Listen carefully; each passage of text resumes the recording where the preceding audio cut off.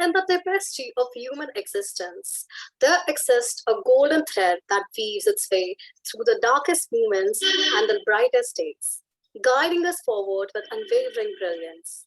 This luminous light is none other than hope, the ethereal force that ignites our spirits, kindles our dreams, and fuels our determination to travel the boundless horizons of possibility. Welcome again, everyone, to the second session of Hope, a special online event brought to you by the We Rise Together Foundation, where we aim to reflect the loud impact of change makers all around the world.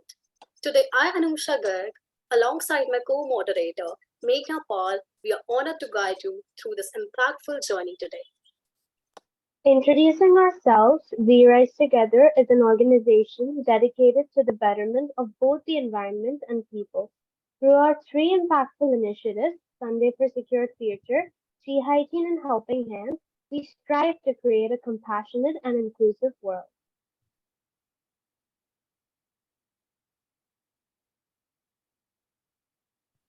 You are on mute. You are on mute, Anisha. Today, we will focus on a She Hygiene Initiative. Through She Hygiene Initiative, we aim to provide menstrual hygiene solutions for all women and girls in need. Do you know we have donated over 6,000 biodegradable sanitary pads bags? That is over 1 lakh sanitary pads in total. To date, our monthly target is to support 300 to 350 deprived women. We have also conducted regular awareness sessions to break the taboo around menstruation and also promoted menstrual cups as a sustainable alternative. Let us take a moment to understand the current condition of menstrual poverty and its impact on women's lives. In many parts of the world, access to menstrual hygiene products remains a significant challenge. Lack of proper resources and knowledge often force women and girls to resort to unhygienic alternatives, leading to health issues and compromised well-being. Moreover, the lack of access to menstrual hygiene products is a barrier to women's participation in the workforce and education. Millions of girls miss school days due to their periods, and women may face workforce discrimination or reduced productivity during menstruation. According to MPRA, addressing period poverty can boost India's GDP by 2.7%. It is crucial to address these challenges and create a supportive environment where menstrual hygiene is not a barrier to women's progress. Our She Hygiene initiative strives to empower women by ensuring access to hygienic and eco-friendly menstrual products. Now, let's proceed with the second session of Hope, focusing on menstrual hygiene for all. We have three esteemed guest speakers who have been working diligently to break the stigma around the menstruation and empower women.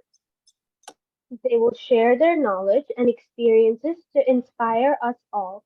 After the talk of each speaker, we will open the Q&A chat for 1 minute and take a few questions for the speaker. Then, after all the talks, we will hear our guest speaker talking about how menstrual poverty is not just a women's health issue, but a social issue for the society as a whole, and how we as individuals can strive towards menstrual hygiene for all. Later, we will proceed towards the panel discussion, followed by the final question answer round for 5 minutes. The first speaker I would like to introduce is a 20-year-old with 20 times the courage and passion for empowerment and upliftment of women and girls. She is a social entrepreneur and LinkedIn content creator with over 50K followers. She is the founder and CEO of Break the Ice and BW Wellbeing's 30 Under 30. Everyone, she is none other than Palakh Khanna.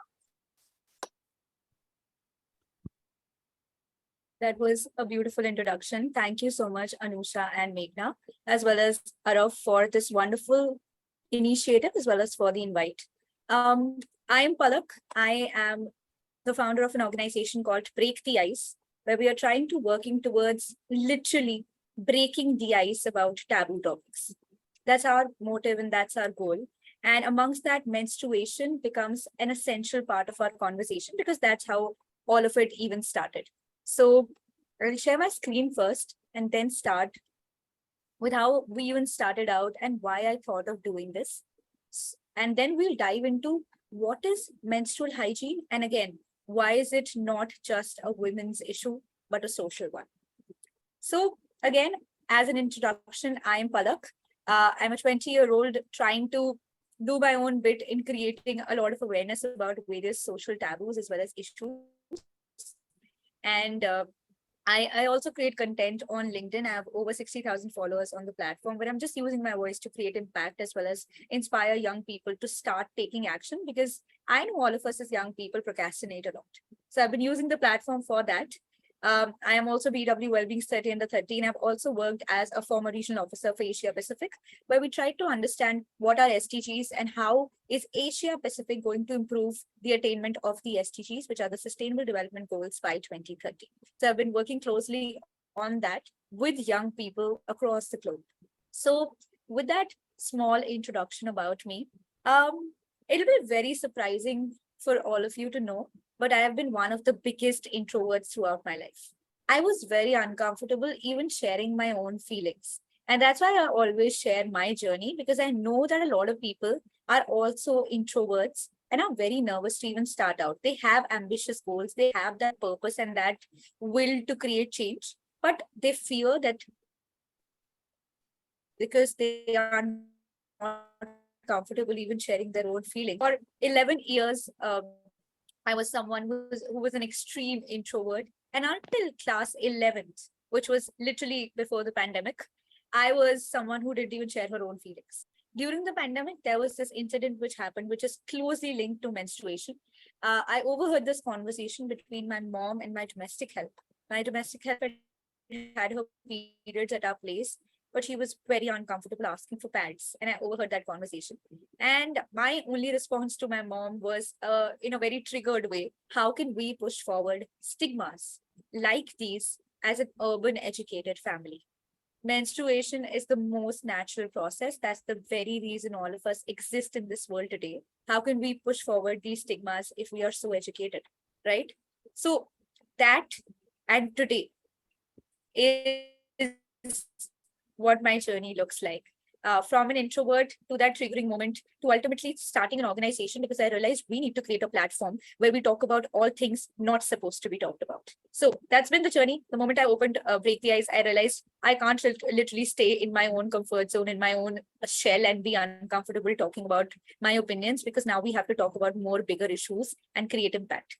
So I transitioned to an ambivert, started writing online as well to just express my opinions. And yes, here we are today. So that's practically been my journey. And I know menstruation has been a very, very important and a close-knit part to it. So I'll now move on to what I understood when I thought of opening Break the Ice. So again, the moment that triggering and almost life-changing moment happened, I went on to do my research on how much are we lacking in terms of knowledge around menstruation, because the first step to any kind of taboo breaking is awareness. And I realized in my own research, even I didn't know what a big challenge it was. On any given day, 300 million women worldwide are menstruating. And that's a massive number. Over 500 million lack access to menstrual products, sadly. And globally, 2.3 billion people lack basic sanitation services. As young people in the audience, as well as the organizers and everyone in this room, we need to focus on this stats more than ever before. Why? Because all of us need to be aware to create that change, to ultimately also not just focus on the taboo breaking side of menstruation, but also the access to menstrual hygiene, which is the topic for today. Because 2.3 billion people cannot lack the basic sanitation services and lead good lives. And 500 million people cannot lack access to menstrual products and then take generations forward, because menstruators are the very reason we are living, like I mentioned. And my next thought was when I read these stats, and these are the current stats, but the stats that I read 1.5 years back, the only question I had in my mind was, what are we doing about this? And we do nothing about it. And that's the exact point of why we need to be inspired to create change. So why do these problems arise? Number one, there is a basic ignorance. Half of us don't even know these stats as educated people. Number two, there's a lack of a safe space. Number three, there's a lack of an ability to question. A lot of us today don't question the many myths which are attached to menstruation. Some are religious, some are just, generational stigmas which are getting pushed. But we as young people never question that. And number four, the lack of understanding of the issue itself. Is menstruation, number one, a taboo? It shouldn't be. Why is it even a taboo? Number two, what goes on during your menstrual cycle? Every individual must be aware of that. And I'll tell you what we at Break the Ice did in the next few slides, because we thought that, again, ignorance and lack of awareness is one. The lack of understanding of the process in itself is a complete different angle to breaking the ice about the taboo. So what do we do at Break the Ice, since I've talked about it that much? Break the Ice is an international youth organization. We are working on discussing taboo topics, again, literally breaking the ice. And we're creating an enlightened youth community. We're working with young people across 10 plus countries with over 25,000 people impacted. And we're just working towards creating that awareness, as well as creating a community where we are all empowered, enlightened, as well as ready to take action to create a better world. And again, the topic and the very name of our session today is hope, right? The event is called Hope. And we want to be that hope for young people that will be able to break that ice in the coming future. Our teams across the globe, this is a very cool map that I always include because it highlights how spread out we are. We're in 10 plus countries and in more than 4 continents. Here's us in action. We've given menstrual awareness workshops to students from class 6 to 9th. This included, and these are 2 examples of that. One was in a school setting, because we went there and we tried to teach them. But we also realized that most people don't have access to those school buildings as well. And that's when we went on ground to teach people who may not have access to educational resources, or maybe very, very limited educational resources, so that we can actually tell them what's happening, what is menstruation, when will you go through it, and what can you do when you feel like, okay, something's different in my body. And we not just restricted this to females, we took it forward with males as well, because we realized that young boys also need to know about everything around menstrual hygiene, so that, number one, we break the taboo with the people who actually take those stigmas forward in their minds, because women are already going through periods. There isn't a stigma amongst them. It is a lack of awareness amongst male members and boys that creates that stigma in our society. So we went down and we taught young boys what is menstruation, what are periods, when will women go through it, what is the age, and how you can help them during this period. And we distributed pads to them and told them, go back home and give this to the females in your family so that they can use it when they have their periods. So that's how we created the awareness, as well as ultimately started those conversations and ended with an action. And we've had online sessions with young people who may not have access to good educational resources or may not have a lot of knowledge about it. So that's our take on menstrual hygiene, menstruation, as well as breaking the stigma. Again, these are just the stats because we hope that we're able to also multiply impact to the next level. And I also wanted to include a slide to not just talk about Break the Ice, but also to everyone who's listening and may not know what you could do to be a part of creating awareness about menstrual hygiene. Number one, what can you do? If you're a female, maintain your intimate hygiene. A hygienic storage is very important. And I'm also an environmentalist, so I tried to link menstrual hygiene with sustainability. Always make sure you're using sustainable products to make sure that you are also saving the planet along with your own health. Number two, if you are, so I tried to, divide these points amongst the stakeholders. So number one is females or the menstruators who are going through it.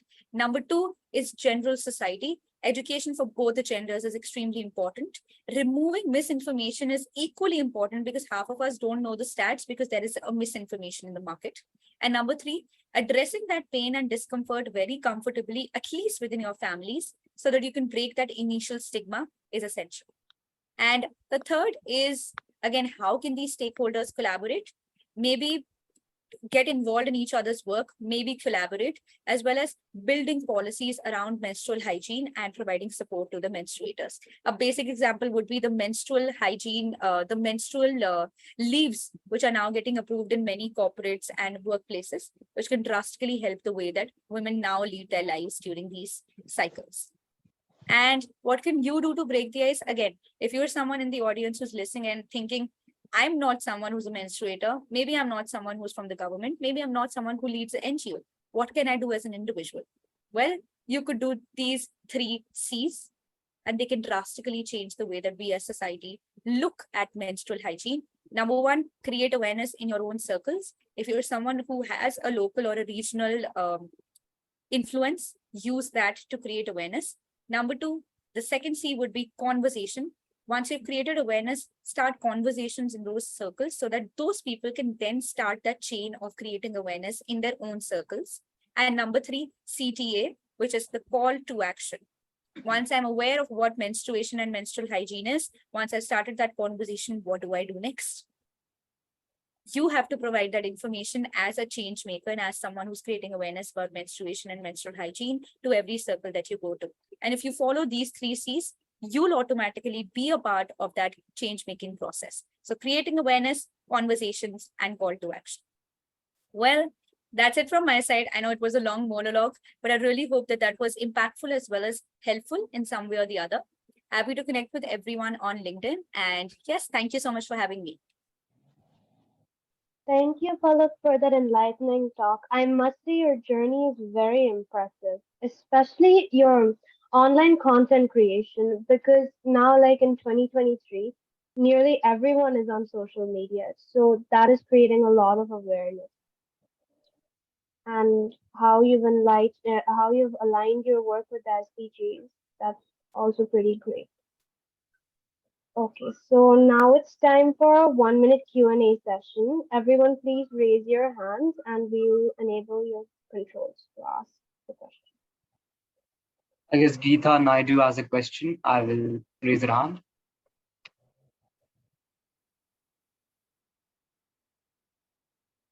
Ms. Geeta, can you unmute yourself and ask the question?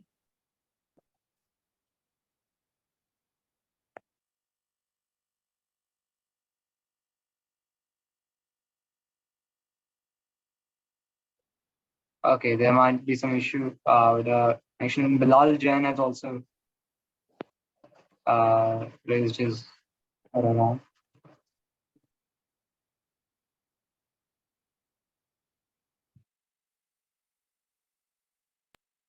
If there are any issues, again, both of you can also type your questions in the chat. I will Yeah, take if the there are response any forward. issues, you could type the question into your chat into the chat, and the panelists will answer it later. Okay, so he's asking for the data once again. Oh, the data is from Google as well as from various other resources. I will definitely share it across. Great. Okay. Yeah.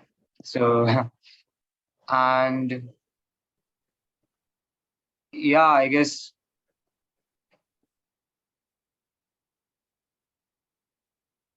I think another question, please. I am reading a question which says, can you conduct a session in Delhi? If this is a session regarding menstruation and menstrual awareness, happy to do that. And yeah, you could drop me a message on LinkedIn and we'll take it forward from there. Okay, great. However, I guess the audience doesn't have any other questions because I guess they seem so inspired by your journey, Palakh, and how you have taken your journey forward. So I'll just ask a question regarding male involvement in menstrual hygiene. So how would you go about educating men and boys about menstruation? Should it start from school according to you, or how should we approach them for educating about menstruation in families even? Got it. I think that's a great question, Arav. Again, what we try to do was, number one, since you asked whether it should be in school education, absolutely. I think at a very base level, every student learns so much from their education that we can really utilize that education and that power that schools hold for young children to push forward things which are very important. So absolutely, I would say include men in those conversations rather than taking women to a different room and talking about periods and everything. Number two, what we tried to do was, again, like I mentioned, the 3 C's: create awareness, start conversations, and then give us ETA. So if we are also talking about males, we were very gender neutral in that sense. And I hope that everyone who's listening to this and also working on creating that awareness, you should follow the 3 C's with every gender, whether male or female. Try to create awareness about what really goes on during menstruation, the biological, the scientific part to it. Then start conversations around it on why is it a taboo? How can we remove that stigma in our own circles, as well as how could you take it forward? And then a CTA on how can you be involved in those initiatives, maybe create that change and maybe break that taboo. So yes, I think that's my addition to the question. Wonderful, wonderful. I mean, I'm like completely amazed by the 3 C's that you mentioned, and I'm sure to the ways you have explained how male involvement can be there in menstrual hygiene, we can surely break the taboo around menstruation. And I guess one more person has raised her hand. Uh, it is Suhani Chadha. Ms. Suhani, would you like to ask a question to Ms. Palakh? Hi, Palakh. Hi, everyone. Am I audible? Yeah, you're audible. Yeah, so first of all, really inspired by your story and the journey that you shared. So I'm also a person who's a lot into writing blog posts and content for the environment and for the social issues. But the one basic question that comes to my mind is, and I guess you're the right person to ask that question, that where if I wish to share that content publicly, or if I wish to raise awareness about a particular issue, so where is the first step, that what is the first step the child should be taking, or like basically where to start so you can reach out to your target audience? Got it. I think that's a great question. And I think, Suhani, you're already on the right track with blogs. One thing I would say is blogs are really, really helpful and they reach to the right people, but the reach is very limited, at least in the initial years. So what I'll recommend is that, again, your blogs are your own opinions. So try to use those same opinions, maybe through other platforms like LinkedIn, where more people are a part of that conversation. Because what would happen is, I also used to write blogs very, very early on. Because again, I was an introvert, never really had, the courage to express my opinions verbally. So I used to write. But I realized that blogs reach a very limited audience and you really have to like struggle with even striking the right chord with them. But they're still your own opinions. So use those same ideas and concepts on LinkedIn so that at least you're able to connect with the right kind of people so that you can maximize the ideas that you have and also the actions that you're suggesting, because you're mentioning social issues, right? So every blog of right. yours would also raise what should the stakeholders do. And if you write that on LinkedIn, and once you have a good reach, which will happen when you start writing consistently, more and more people will come and join hands with you to create that change, as well as more and more stakeholders will approach you because they'll feel like these are some valuable recommendations we can use in our own work. Maybe a policymaker, maybe someone who's doing an event that wants you to, highlight your opinion. Maybe someone wants you to take a session to highlight that opinion to their students. So I think that's how the chain will start. So maybe experiment with LinkedIn.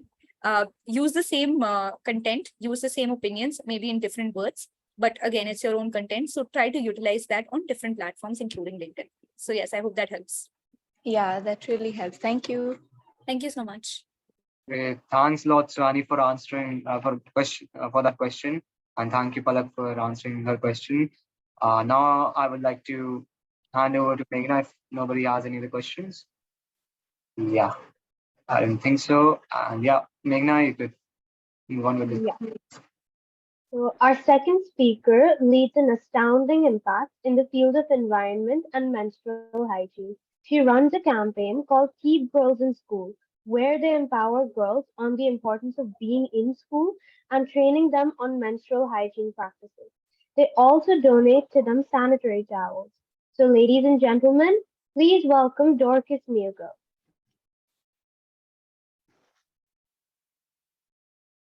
Hello everyone, can you hear me? Yes. Yeah, I can hear you perfectly, Dorcas. Yes. Thank you so much for giving me these chance to raise our together foundation. It's been amazing.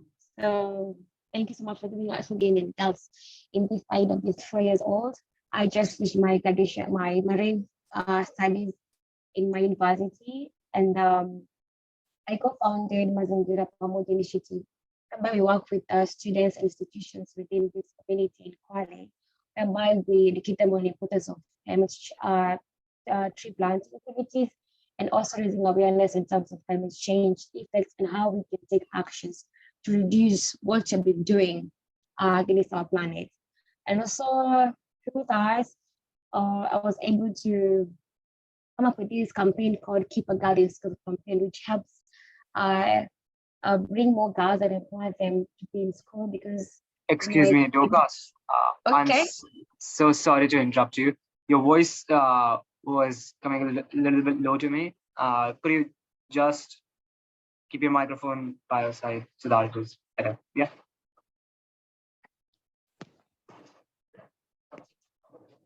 Hello. Hello, is this working right now? Yeah, it is working right now. Okay, just You can turn on your camera if possible. yeah, absolutely. So we okay? Yeah. Now it's fine. Now it's fine. Yes, so I said we formed this the Keep a Girl in School campaign, which where we work with girls to empower them. Because in my location we have a lot of girls dropouts because of these issues with the menstruation and also poverty levels that has forced girls to drop out from schools to go to take care of the families and so on. So that's when one day when we were going for a school visit in one of the schools for the tree planting exercise, some girls followed us and told us like they are going through challenges in terms of the menstrual hygiene and also in terms of the supply of pads. And then now we were like, we need to come back and try to mentor these girls. And that's when the project started in 2019. And I'm happy to share my journey. So Arab, do you have my presentation, please? Or I'll share it. Just give me a minute. okay.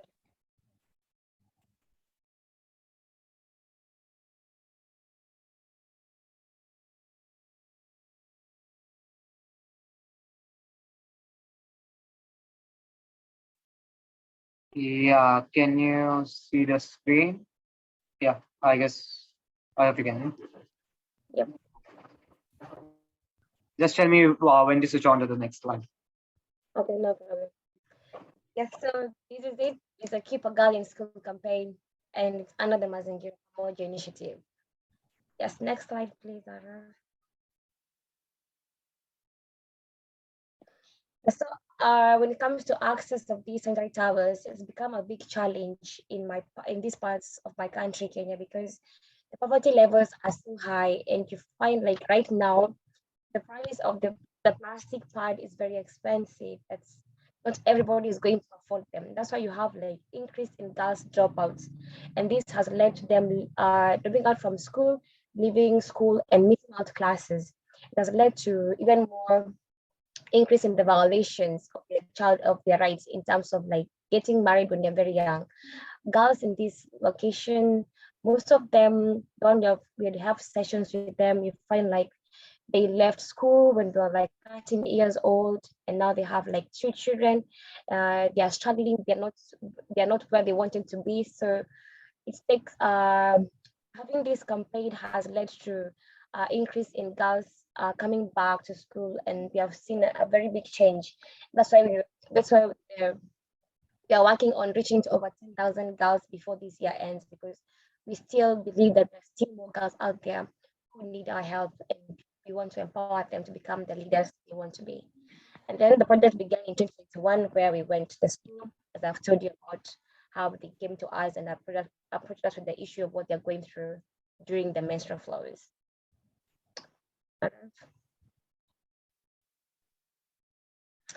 So what we noticed from the girls is like they use these torn pieces of clothes. Others told us about the sponges.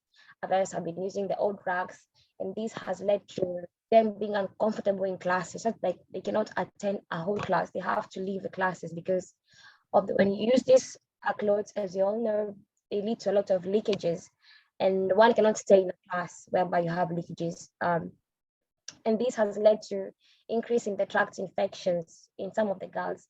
When we have these sessions in schools, we're able to interact with the girls and we ask them like, what are they going through? And you find like there's a lot of infections out of our issues in terms of the poor performances because of the psychological discomfort when you're in class, you're afraid, they're afraid of what happens because I don't have a pad, I'm going to leak. So you find they don't concentrate much in class, and you find even the performance of their school becomes low.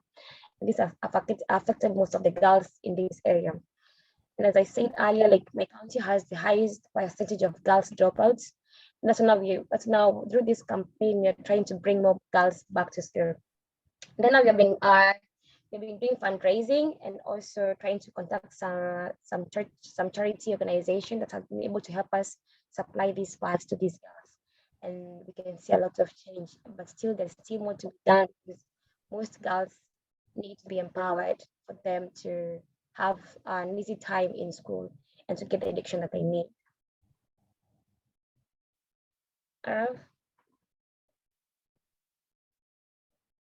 So the relationship between the menstrual hygiene and climate change. This was one of the questions I was asked during one of the sessions of how the menstrual hygiene relates, or they have the relationship between the menstrual hygiene and climate change.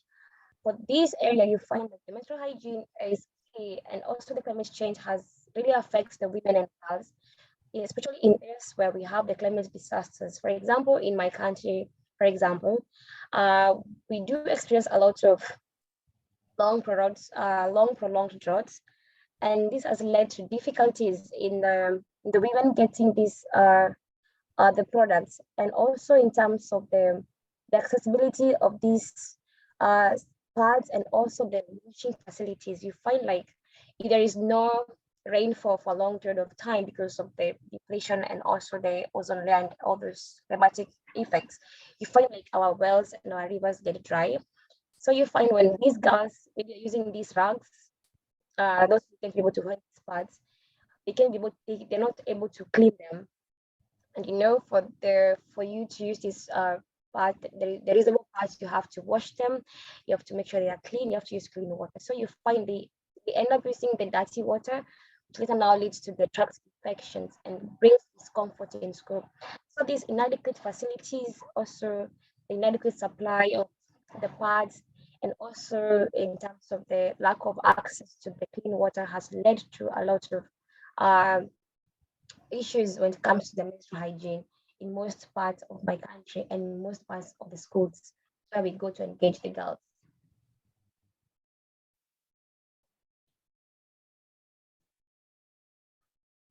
So what we have done so far, so our aim has been to provide girls with the pads to minimize their absenteeism and to bring them back with the male counterparts who are always in school when girls miss out during these menstrual flows.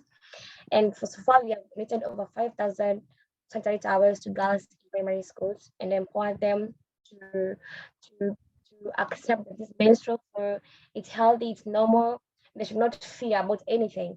And these consecutive trips to donate these pads, you have seen a lot of change in the increase of girls back to school, and also them enjoying being in school, feeling peaceful, playing with people and in school, and also not having this fear of talking about these menstrual flows. And we have seen a great impact and change in terms of the girls, in terms of their awareness on the menstrual hygiene. And also our hope is like before this year ends, we're going to visit more schools and to empower the girls in the community to be open to speak about the menstruation, and also to adapt to these new menstrual hygiene ways, also the new adaptable and sustainable menstrual products.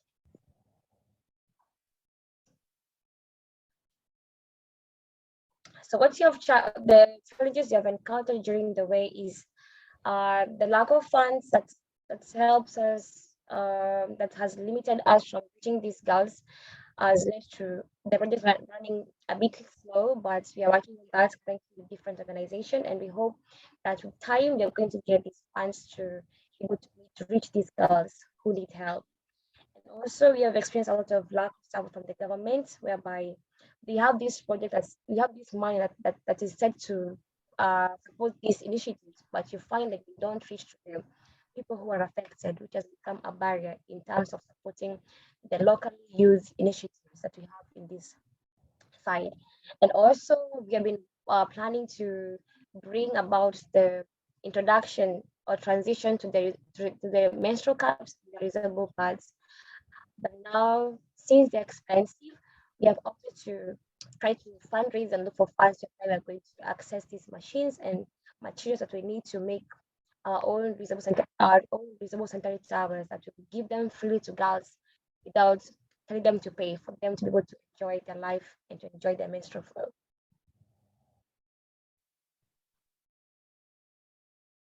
Yes, Sarah.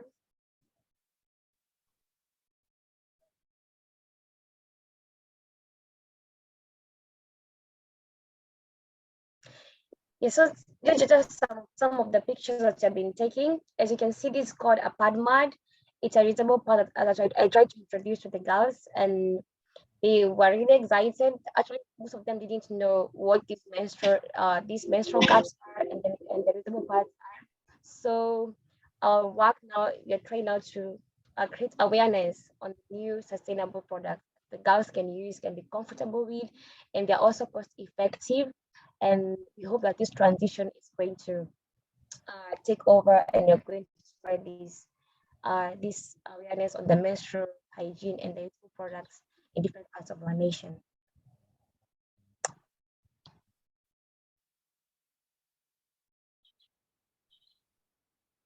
Yeah, this is some of the other activities, other schools I've been visiting, and those are the girls I have sessions with. And yes, that's the journey of my Girl in School campaign. Thank you. Thank you so much, Dorcas, for your valuable insights. I really connected with how your campaign is working to providing sanitary towels to women around the world. And as you shared, how many women are, like dropping out of schools because and getting married and all, and how you were the one to take a step ahead and, just provide them the affordability, sanitary pads, washing facilities, and you are creating impact. I really loved it. And yeah, all the best. Now it's our Q&A time, so you can just raise your hands and drop your questions if you have. I guess there is Neha Bhan raising her hand. Miss Neha, do you want to ask a question?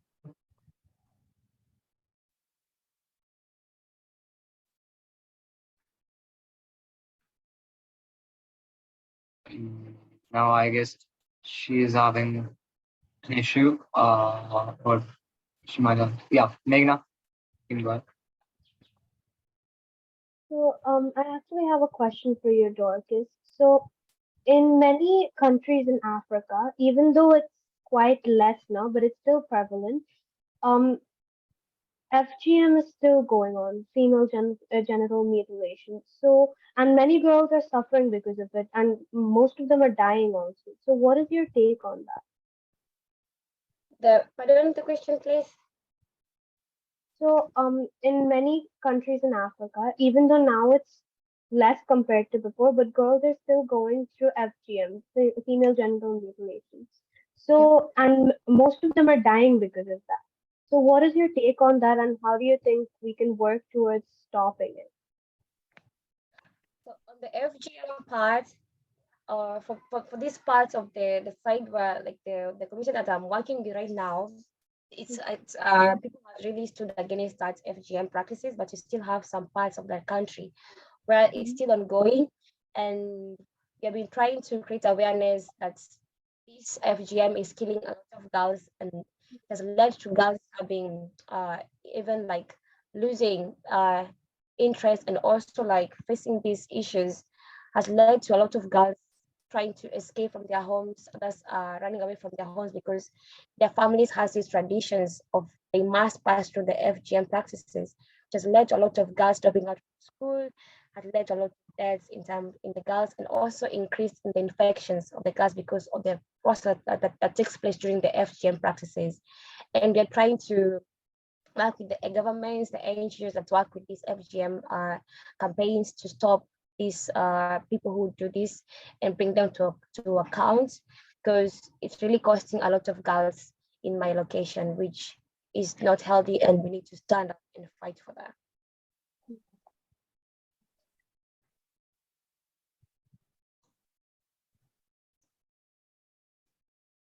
Yeah, that was a wonderful answer, Dorcas, and I'm sure through awareness that issue of FGM will be countered, but action needs to be taken and efforts need to be made.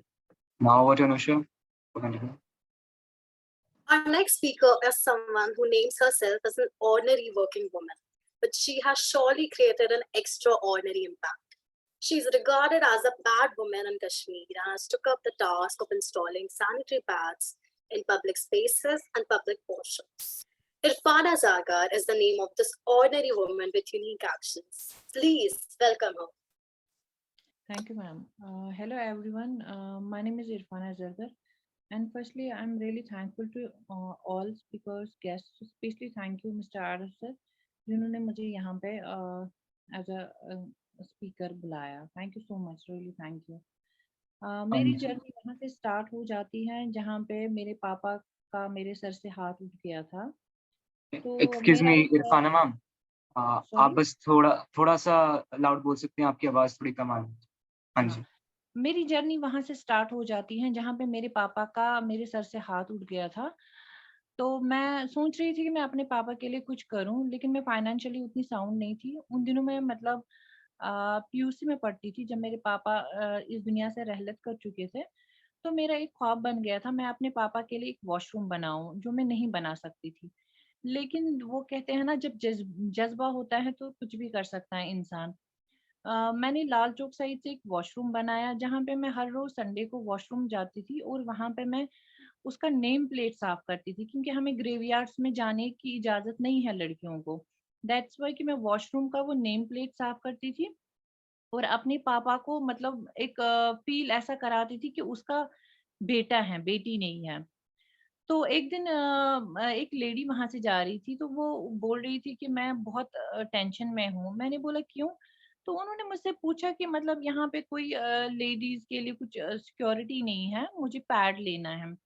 तो मेरे दिमाग में click हो गया कि मैं एक washroom बनाऊं यहाँ पे और उसमें कुछ मतलब लाइक मैं डिस्पेंसरी एक रख लूं जिसमें पैड्स वगैरह और पैंटीज और सैनिटरी कुछ आइटम्स हो जाए, जिससे लेडीज के लिए एक सिक्योरिटी का दरवाजा बन जाए. और मैंने अपने इनिशिएटिव का नाम रखा ईवा सेफ्टी डोर, एक औरत की सिक्योरिटी का दरवाजा. जो ही पेंडेमिक आ गया तो मैं हर वॉशरूम में लाइक 15 वॉशरूम्स में मैंने किट्स रखे थे और लेडीज वहां पे आती थी और ये पैड्स लेती थी. और कहीं पे भी किसी को स्टेन लग जाता था तो वो चेंज भी करता था. और मतलब स्वच्छ भारत मिशन का भी हमारा एक पीएम साहब ने मतलब यहाँ पे एक स्कीम रखी थी. उसमें सेग्रीगेशन भी होता था, लिक्विड एक में होता था और ड्राई एक में होता था. यहाँ पे क्या होता है कि जैसे लाइक कमर्शियल हब है लाल चौक, वहाँ पे विलेज से बहुत सारी लेडीज आती हैं मतलब शॉपिंग के लिए. तो लेकिन लेडीज वॉशरूम यहाँ पे नहीं थे, लेकिन पीएम साहब ने जो स्कीम एक निकाली थी स्वच्छ भारत मिशन, उसमें बहुत सारी लेडीज टॉयलेट्स बन गए हैं जिस वजह से लेडीज को बहुत सिक्योरिटी मिली. तो जब पेंडेमिक आ गया तो फिर ऑल ओवर कश्मीर में सारे वॉशरूम्स तो बंद ही थे. तो फिर मुझे कॉल्स आने लगे क्योंकि मैं सोशल मीडिया पे अपलोड्स करती थी कि किसी को अगर पैड्स की जरूरत होगी. बेसिकली ये मैंने अपने फादर के लिए एक इनिशिएटिव लिया था on behalf of late father as a donation. हर महीने मैं ये डोनेट करती हूँ, अपनी हाफ सैलरी में ले लेती हूँ, उसमें मैं अपने फादर के लिए सैनिटरी नैपकिन देती हूँ उन लड़कियों को जो इनको अफोर्ड नहीं कर पाती हैं. तो जब ही पेंडेमिक आ गया था कोविड के टाइम पे ऑल ओवर कश्मीर में सारे वॉशरूम्स बंद थे. तो मैंने सोचा कि अब मैं कैसे लोगों तक ये पहुंचाऊं. किट्स तो हर जगह पे पहुंचते थे, हर एक आइटम पहुंचता था, लेकिन सैनिटरी नैपकिन कहीं नहीं पहुंचता था. फिर मैंने सोचा मैं सोशल मीडिया पे एक पेज अपलोड करूं जिसमें मैं ये लिखूं कि मतलब अगर किसी को जरूरत होगी. जो ही मैंने वो पेज अपलोड किया तो बहुत सारे लोगों ने मुझे कांटेक्ट करने की कोशिश की और मैं उनके घर तक मतलब डोर टू डोर गई और उनको सैनिटरी पैड्स देती थी. जो ही मैंने उनको सैनिटरी नैपकिन्स दिए, बट मुझे लगा कि मतलब हम कश्मीर बहुत आगे चला गया है, बट अभी भी कहीं कहीं अवेयरनेस नहीं है. बल्कि मतलब कुछ लेडीज को तो पता भी नहीं है, पैड्स तो वो ले लेते हैं लेकिन पता नहीं है बेसिकली किस चीज के लिए यूज होता है. कुछ लेडीज फ्री में लेने के लिए तैयार थे लेकिन उनको पता नहीं था कि ये है क्या चीज. फिर मैंने थोड़ा-थोड़ा उनके साथ मतलब अवेयरनेस भी किया. मतलब अपने लेवल पे इवेंट्स नहीं कर सकती थी बट मैंने अवेयरनेस प्रोग्राम स्टार्ट किए क्योंकि मैंने उनको थोड़ा सा बताया कि मैं आपको फ्री ऑफ कॉस्ट पैड्स दे रही हूँ, तो वो इस लालच में आ गए कि मतलब हमें मैम दे रही हैं फ्री में तो हम बैठेंगे इसके इंतजार में। लेकिन फिर उनके साथ कुछ जेंट्स भी आ गए जिनको मैंने अवेयर किया कि हम कितना मतलब हम प्रॉपर्टी बनाते हैं, मकान बनाते हैं, जैसे लाइक मतलब एक औरत वन मैन आर्मी की तरह काम करती है सुबह से लेके शाम तक। अगर हम औरत को ही जिंदा नहीं रखेंगे तो फिर मुझे नहीं लगता है कि हमें मकान की जरूरत है, कि औरत है तो जहान है, औरत नहीं है तो कुछ भी नहीं है। तो मैंने उनको समझाया कि आप मार्बल ऊपर तक लगाते हैं, लेकिन जब आपको एक मतलब बीवी के लिए एक सैनिटरी नैपकिन लेना होता है लाइक 40 रुपीज में आता है, तो आप बोलते हो कि रहने दो, अब कोई मसला नहीं है, या मतलब इन लॉज इस पे बड़ा इशू करते हैं कि नहीं अब क्या जरूरत है तुम्हें पैड यूज करने की, हम आपको कपड़ा दे देते हैं। तो उस चीज में मुझे लगा कि नहीं यहाँ पे बहुत ज्यादा अवेयरनेस कम है।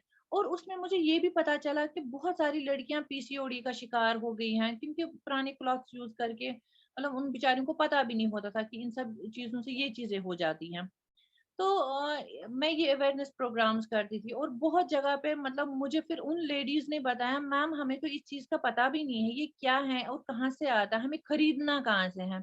और कहीं कहीं पे जैसे लाइक मैं एक जगह पे गई डल लेक में, पूरा 1 घंटा लगता है वहां पे, मतलब नाव में मैं जाती हूँ, 1 घंटा लगता है मुझे नाव में, फिर वहां पे जाती हूँ। मतलब आई एम शॉक्ड कि मतलब वहां पे एक डिस्पेंसरी नहीं है। अगर रात को कोई लेडी बीमार हो जाएगी तो वो कहाँ जाएगी, उनको 1 घंटा पहले पार करना पड़ेगा अंधेरे में डल लेक, उसके बाद उनको पैड लेना पड़ेगा और उस टाइम शॉप्स भी बंद होंगे।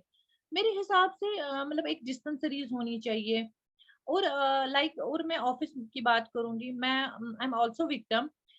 मेरे एक कैजुअल लेबर है, तो उनको न्यूडल ऑफिसर का पोस्ट दिया गया था, होना नहीं चाहिए था वैसे वहां पे, जैसे हम बोल रहे हैं कि बदलते कश्मीर की बदलती तस्वीर। कश्मीर तो बदल गया है बट अभी भी बहुत सारी कमियां हैं यहाँ पे जिसमें हमें सुधार लाना है।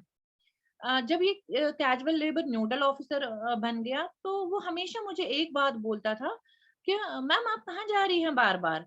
तो मैंने उसको एक दिन बोला सर मुझे थोड़ा वॉशरूम जाना था। तो वो मुझसे पूछने लगे कि बार बार आप वॉशरूम क्यों जा रही हैं। मैंने बोला हद है सर, वॉशरूम जाना है, कुछ काम है। तो बोलने लगा कि नहीं जी इतना टाइम आपको क्यों लग रहा है। ये हमें अपने पहले दिमागों में स्मार्टनेस लानी है। हम बोल रहे हैं यहाँ पे स्मार्ट सिटी बनेगी, स्मार्ट सिटी तब बनेगी जब स्मार्टनेस दिमागों में आ जाएगा, तब तक नहीं आ जाएगा हमारे ये श्रीनगर सिटी में स्मार्टनेस। क्योंकि एक मर्द को भी पता होना चाहिए, वो भी बीवी वाला होगा, वो भी बहन वाला होगा, उसको पता होना चाहिए कि अ, हो भी सकता है कोई किसी लेडी को पीरियड्स हो गए होंगे, तो वो शायद पैड लेने गई होगी या वॉशरूम में, मतलब कोई काम हो सकता है, क्या काम हो सकता है, वॉशरूम तो लेडी जाती है ऑब्वियसली, ये सबको पता है। तो ऐसी चीजें मतलब नहीं होनी चाहिए, इसमें हमें अवेयरनेस प्रोग्राम्स करने चाहिए।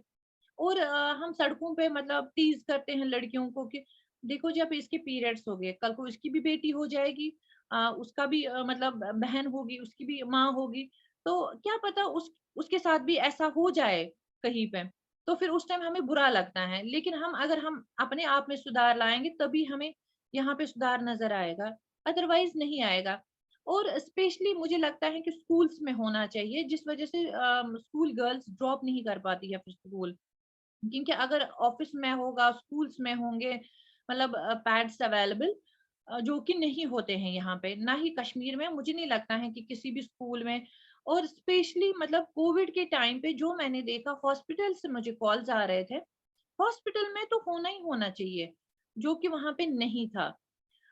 हॉस्पिटल्स में होनी चाहिए अवेलेबल, और डोर टू डोर मतलब देनी चाहिए। गवर्नमेंट ने बहुत सारी स्कीम्स रखी हैं बट वो स्कीम्स कहाँ जाती हैं कुछ समझ नहीं आता है। इसके लिए हमें एक लाइक मतलब कुछ इनिशिएटिव्स लेना चाहिए, जिस वजह से हमें डोर टू डोर पता चले कि किस लेडी को जरूरत होती है। यहाँ पे क्या होता है, मैं ऑल ओवर इंडिया की बात नहीं करूंगी, मैं कश्मीर की बात करूंगी। सपोज मेरी कहीं पे सिफारिश है, किसी एनजीओ से मेरी रिलेशन है, मैं उनसे पूछती हूँ सर मेरे को सैनिटरी पैड चाहिए, तो वो मुझे सिफारिश से दे देता है। लेकिन एक जो नॉर्मल इंसान होता है जिसको पता भी नहीं है कि मतलब मोबाइल कैसे चलाना है और मतलब सोशल मीडिया पे कैसे अपलोड करना है, वो कैसे मतलब लोगों तक पहुंचेगा और कैसे लोगों को बोलेगा कि हमें सैनिटरी नैपकिन दे दीजिए। इसके लिए गवर्नमेंट को एक इनिशिएटिव उठाना चाहिए, डोर टू डोर देखना चाहिए, एक सर्वे होना चाहिए।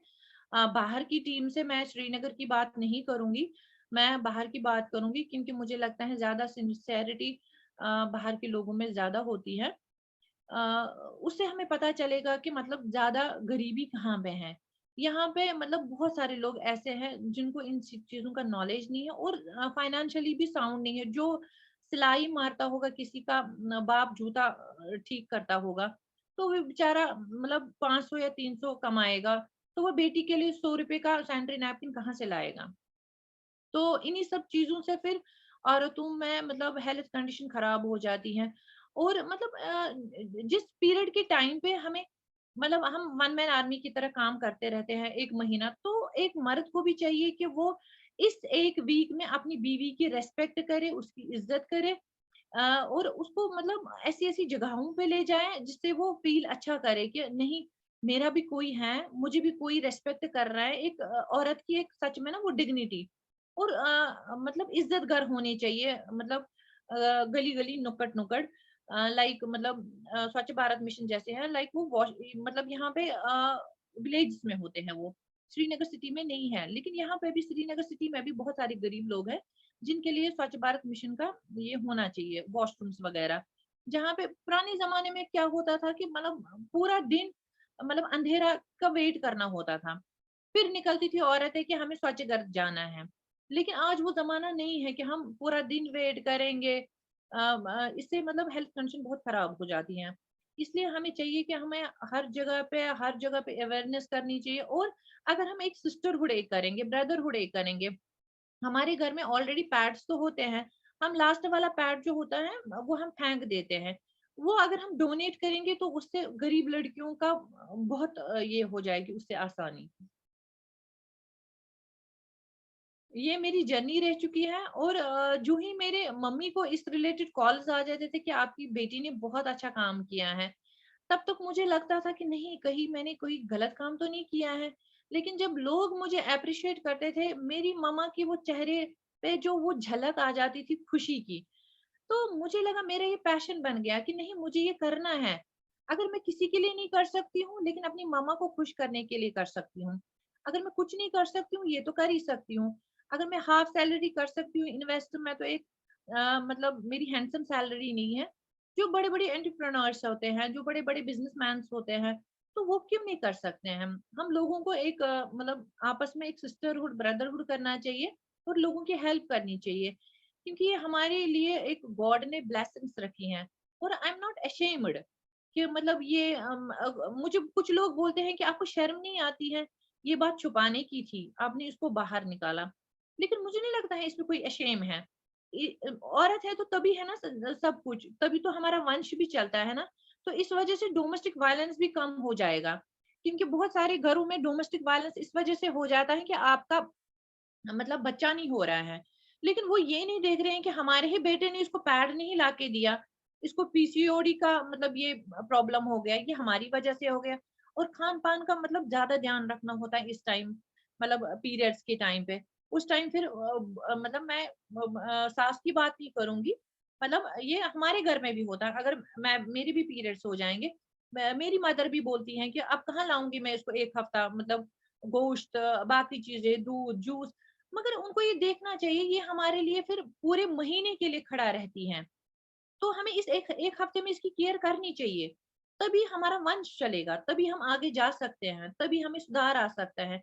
अगर हम एक दूसरे का टीज करना छोड़ देंगे, तभी हम आगे जा सकते हैं।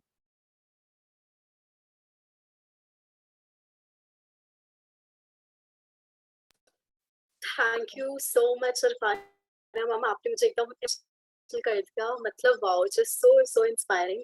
आप देख सकते हैं कि कैसे आपके मम्मी के चेहरे पे आपको प्राउड वाली फीलिंग आई कि उनकी बेटी इतनी सुंदर, इतनी अच्छी और सबको इंस्पायर कर रही है। लेकिन कितना अच्छी चीज है, कितना सबको मैसेज मिल रहा है कि आपकी तरह सब बने। मुझे आपसे इतनी ज्यादा इंस्पिरेशन मिल रही है अभी। तो thank you so much your ma'am. Journey ma'am started. मुझे लगता है कि मतलब सुंदरता वही होती है जहाँ पे एक दूसरे का रेस्पेक्ट हम करेंगे। हमें एक दूसरे का टीज नहीं करना है कि किसी के पास पैसे नहीं है, कोई अफोर्ड नहीं कर पाएगा। अगर देखिए हम इस दुनिया में आए हैं, हम यहाँ पे मतलब केयर टेकर्स आए हैं, एक आएगा दूसरा जाएगा, दूसरा जाएगा तो तीसरा आएगा। तो हमें ये चीज देखनी है कि हमें जितना ज्यादा हो सके अवेयरनेस देनी है और लोगों की हेल्प करनी है। क्या पता हम भी किसी मोड़ पे कहीं पे मतलब कमजोर हो जाएंगे और हमारी हेल्प फिर कोई नहीं कर पाएगा। तो हमें एक दूसरे की हेल्प करनी चाहिए और मोटिवेट करना चाहिए अपने पेरेंट्स को, ताकि उनको ये ना लगे कि हमने बेटी को जन्म देके मतलब कोई गलत किया है। बेटी बचाओ बेटी पढ़ाओ तो है यहाँ पे, बेटी पढ़ाओ तो है, लेकिन बेटी बचाओ नहीं है। बेटी तब बच जाएगी जब हमारे स्वच्छ भारत के ये वॉशरूम्स होंगे अवेलेबल सड़कों पे, जब हम एक दूसरे को पैड दे देंगे, डोनेट करेंगे, तभी हम स्वच्छ है यहाँ पे। Thank you so much sir. Thank you all ma'am. आपने एकदम सच कहा। आजकल के जमाने में लोग दूसरों की मदद करना भूल जाते हैं, जो सबसे ज्यादा इम्पोर्टेंट चीज है। अभी ह्यूमैनिटी खत्म होती जा रही है, पर कुछ लोग हैं जैसे आप हो गए और डॉर्कस मैम, पलक मैम, हमें ह्यूमैनिटी सेव करनी, दूसरों की हेल्प करनी है, और यही मैसेज हमें सबको बताना है। तो your journey started with how your father left you and left your life, and then you were feeling so much that I want to do something for my father. You decided to do something for your father, inspire everyone, every girl. You told that how Swachh Bharat missions are there, but they are just missions. They are not actually doing something for girls. So you have सबके door to door गए, you spread out the messages, you gave everyone sanitary pads, and you just spoke that you need to let out what you, and you need to come out. If you're feeling burdened, अगर आपके साथ कुछ गलत हो रहा है, domestic violence हो रही है, आपको बाहर आना पड़ेगा। आपने अवेयरनेस प्रोग्राम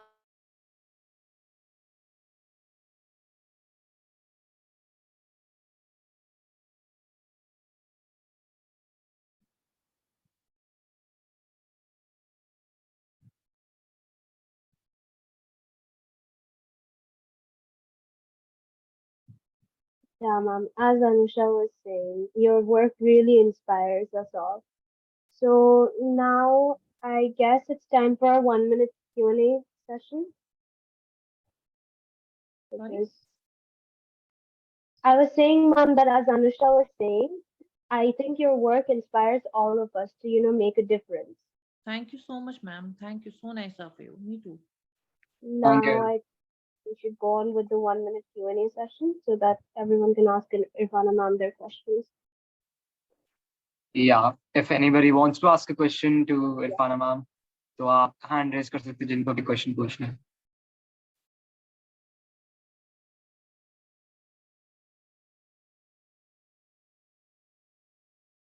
I guess किसी का hand raise नहीं हुआ है, मतलब अच्छा हुआ है किसी का। In fact, let me see.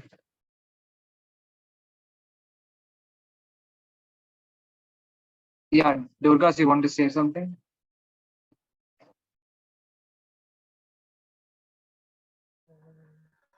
Yeah, so I would like to ask if like you can give like a brief summary of what you have said, because I didn't understand some parts. Like, yes.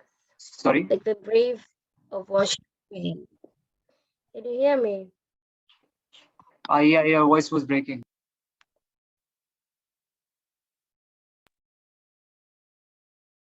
Your voice was breaking. Your voice was breaking, Dorcas. Could you repeat it?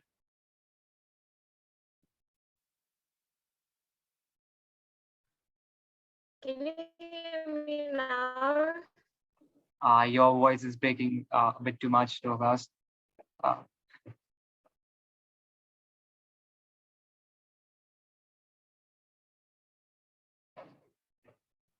I think we've gotten another question for Irfana Yeah. ma'am. I guess we have got another question. By Shikha. Well, yeah, I've allowed her to talk to you. Can you ask the question, Ms. Shikha?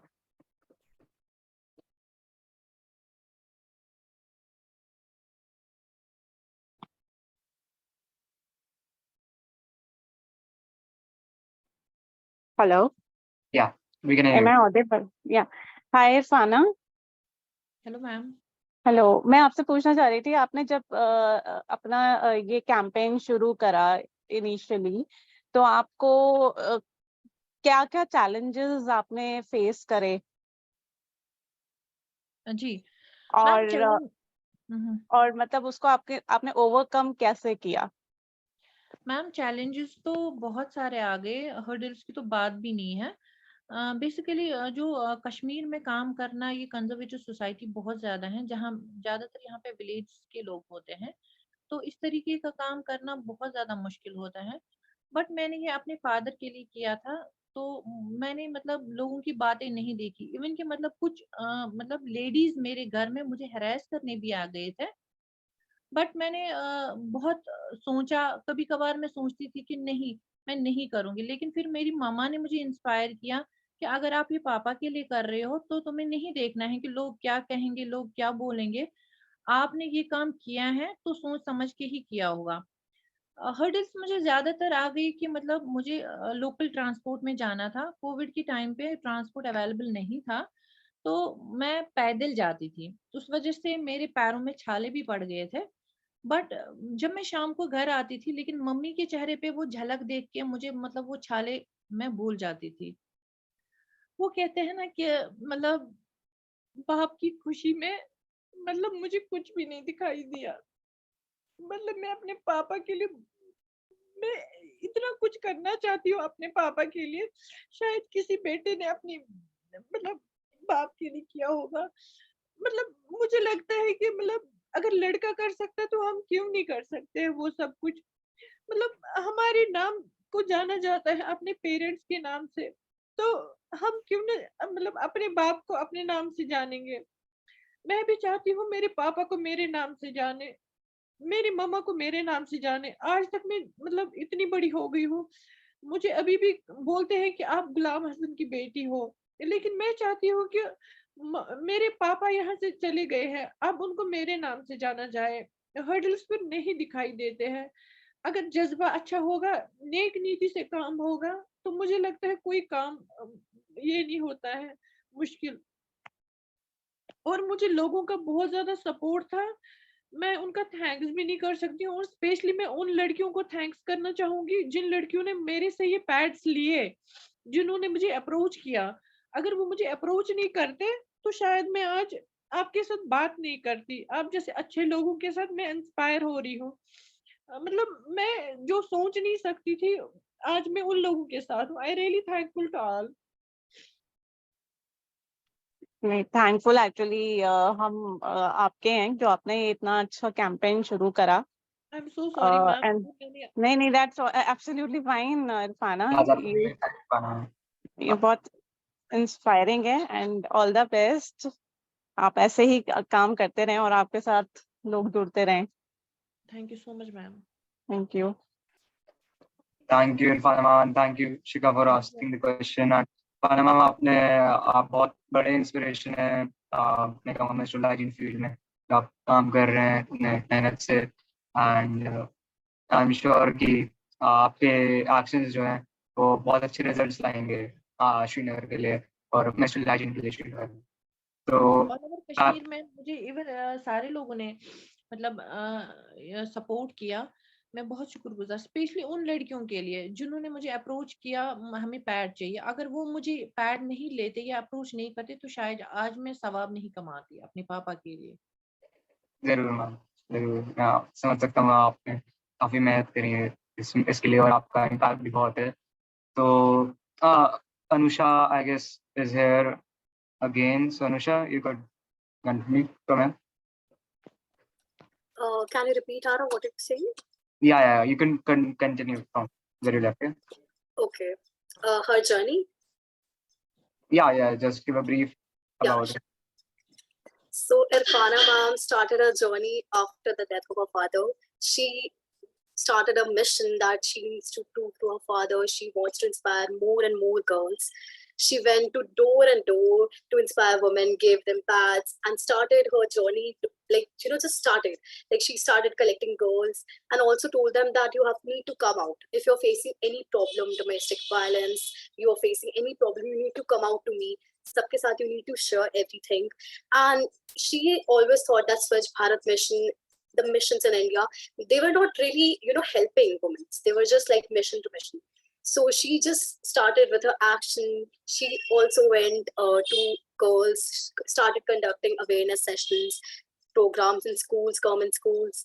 And she also said that everything comes from you. If you want to do something in life, the force comes definitely from you. There's no one else doing anything for you. You need to start doing, like purpose. You need to just start doing, take action, take things in your hand. So I really loved how she inspired the message and how men should treat women equally, men should respect women, and we as humans need to respect each other. That's the most basic thing we can do.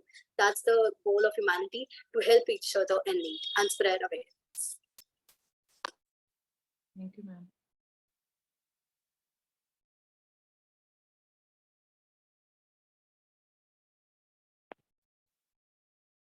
Yeah. Megha. Yeah. So now it's time for our special guest speaker, who has been an ardent supporter of We Rise Together ever since her involvement in our first online event held in 2022, WomenCon. Being a principal, she is passionate about teaching children, but today it is us she is going to enlighten on how menstrual hygiene is not just a women's health issue, but a social issue. Please welcome Ms. Abhilasha Singh. Over to you, ma'am.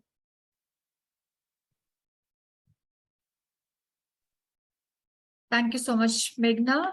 And thank you so much to the whole team of We Rise Together. Thank you, Arav. I always remain inspired by your work, and you keep us busy every day, because I look on LinkedIn and I see your post as if this boy is not resting or what.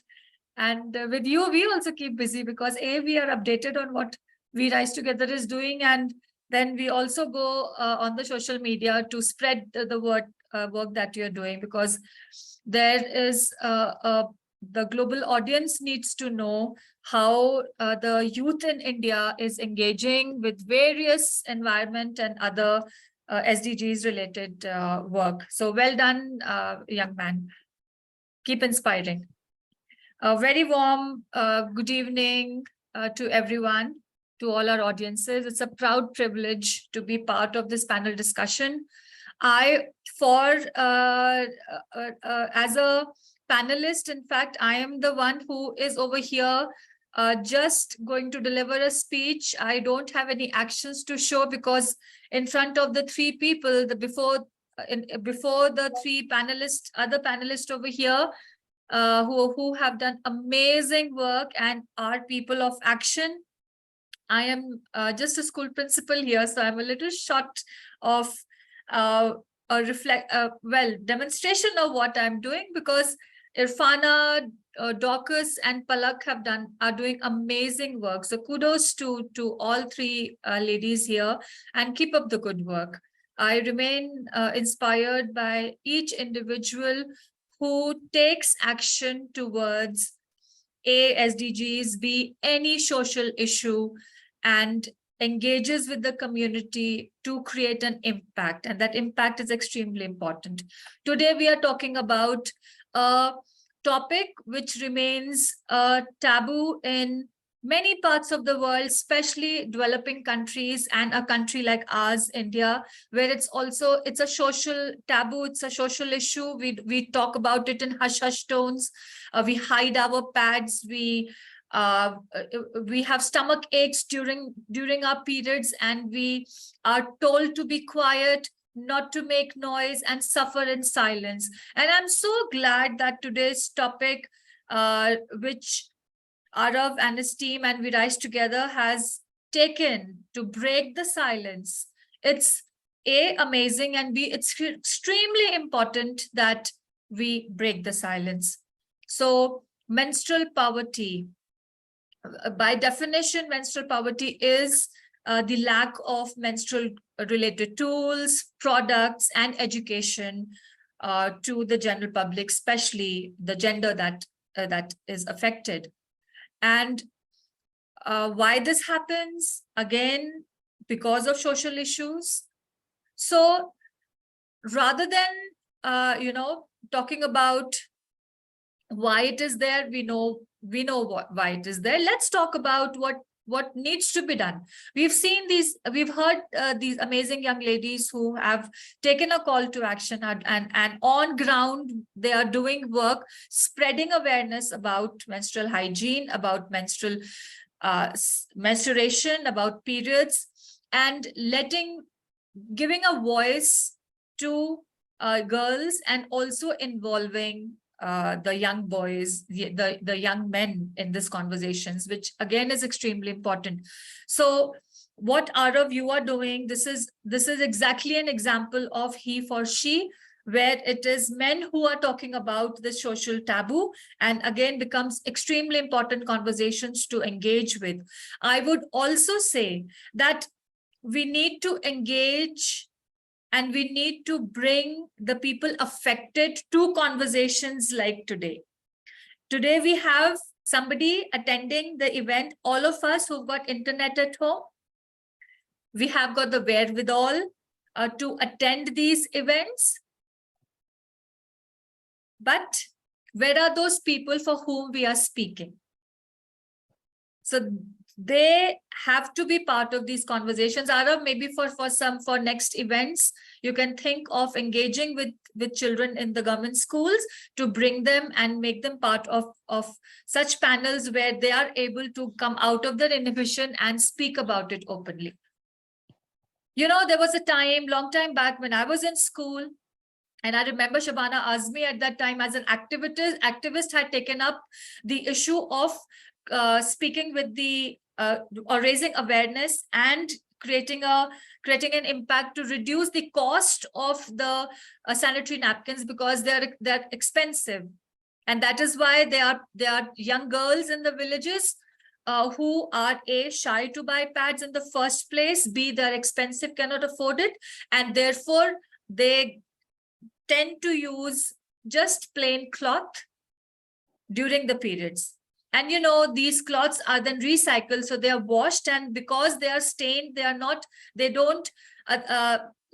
feel shy of drying them in the sun, which is extremely important, because it is the sun which, you know, the sunlight and the heat that is required to get it bacteria free and get the cloth dry if it is going to be used. So where do they dry it? They dry it under the beds or in dark corners in the house where nobody can see them.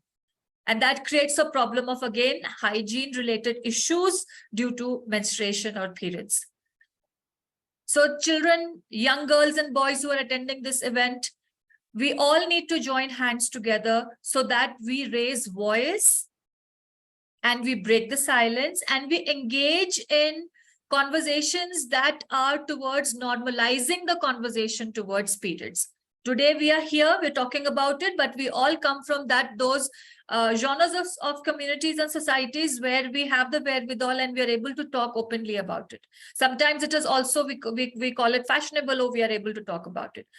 But actually these conversations need to go to villages, to government schools, to primary schools, where the youth feels intimidated, feels shy because of the various issues we have discussed here. One of them being that it's a social taboo. Talk about periods openly, it's a social taboo. So let's all, in each one of us, like what Arav and his team is doing, let's all go to our communities and engage in conversation with public, with the people in public.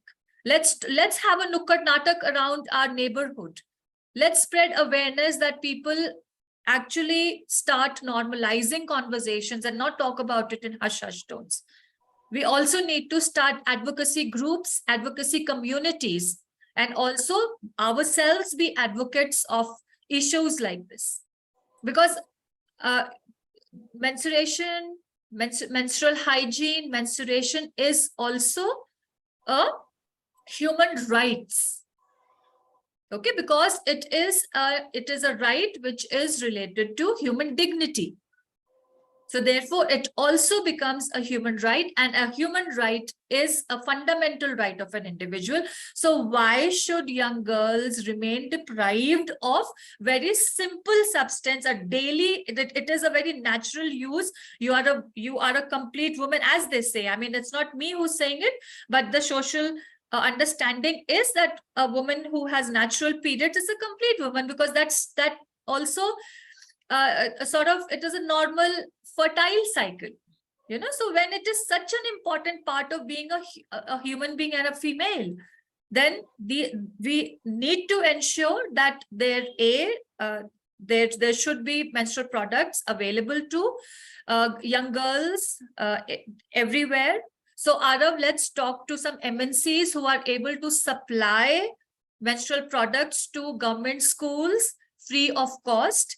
There should, in each school in the clinic, there should be a counter where pads should be available for the girls to pick up free of cost.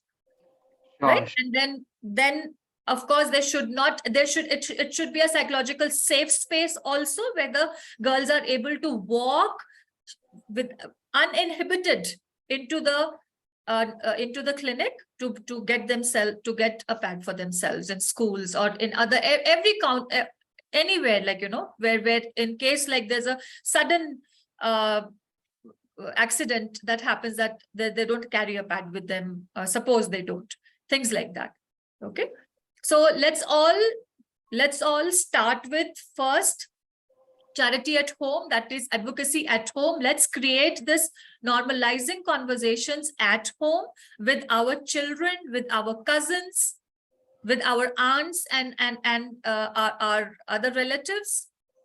Then let's bring these conversations out of our households into the public, into the community. I, as a school principal, I do it in my school with my children in the morning assemblies or in smaller groups. And then also create a community of advocates who then spread this word out into the world, into our smaller units, into our community. And then can you imagine the force that will together be such a powerful force to reckon with? And for all the young girls and boys who are attending this session, you should know that 1 out of every 10 school going student, a girl, of course, misses school during the time of the menstrual cycle in the month. So can you imagine the loss of learning that is there? For at least for the first 2 days, which are very crucial because of the heavy flow or the stomach ache that the girls suffer during this time. And there are a lot of times that the teachers don't come to know, the parents don't come to know, because the entire thing about hiding the conversation, about being hush-hush about it. So again, Arav, congratulations to you. And you are that global change maker. And I urge all the young girls and boys present here to be a change maker, and be a noisy change maker. Change makers are noisy. So make as much noise as you can about what you are doing. Use technology for social good and spread the word around. So all, let's join hands on creating an awareness about such issues which remain hidden under the carpet. Nobody wants to talk about it, but yet there are such important issues to take up, because these are issues related to sometimes they're related to our body. They are health issues, like for today. There are social issues. And then they also have the propensity to become mental issues, because, if there's nobody to talk about it, then sometimes people suffer in silence. So once again, Arav, congratulations to you, child.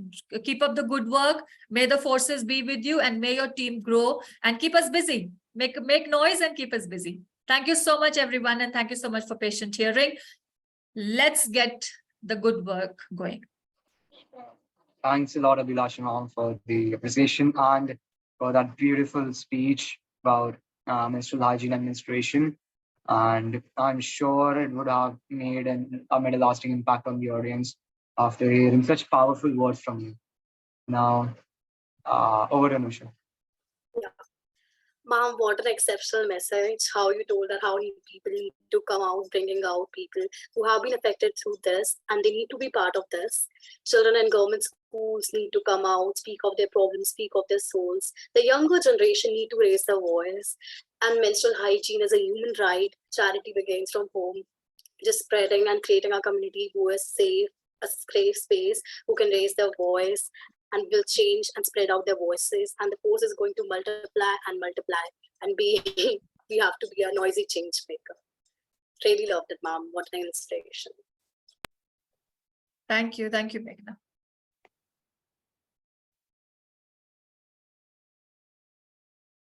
Back to you, Aravind team. Yeah, thank you. And I guess we'll now begin with the panel discussion. And Sachi will be introducing us with what we will be doing in the panel discussion. Sachi, what are you? Hi, everyone. We are so glad to have you all here to listen to us and our speakers. Through today's panel discussions, we will aim to gather further insight into menstrual hygiene sector by asking specific questions to our speakers about their various perspectives. Now I would request Arif to ask the first question. Sure. And before I first ask the question, I didn't say it earlier, but I'll say it now. Thank you to each one of you, all the speakers, all the moderators for being here, for all the attendees for attending today's event. I'm really inspired by the stories of each one of you, and I'm sure we have made an impact through this event today. And my first question would be to Palakh. And Palakh, I would like to bring you to an experience we have had in the past that I've witnessed in this field while working for our initiative, She Hygiene. Now, the thing was, this incident goes back to 1 or 2 years back, and we needed to go to a girls' orphanage to distribute sanitary pads to the girls there. And what happened, the administration actually denied the male volunteers from giving these sanitary pads to these women and girls. And it was then that I realized that giving sanitary pads is one thing, and educating about menstrual hygiene to the girls and breaking down the stigma is quite the other thing.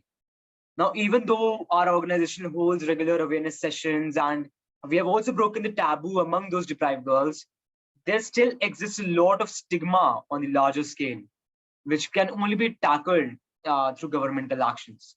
So what do you think should be the role of education regarding menstrual hygiene awareness, and how can we incorporate comprehensive menstrual education into school curriculum? Wow, I really love the question. I think that's the need of the hour. Firstly, since you mentioned that you've experienced it yourself, I think we talked about this when I was talking about giving my speech. Is that why male members and young boys need to be educated, number one. And I think your story highlights that indirectly, that the very stigma that young boys cannot be involved or male volunteers need to be removed is another stigma we need to cater to, which is very pertinent and also has an impact on the overall awareness creation on menstruation.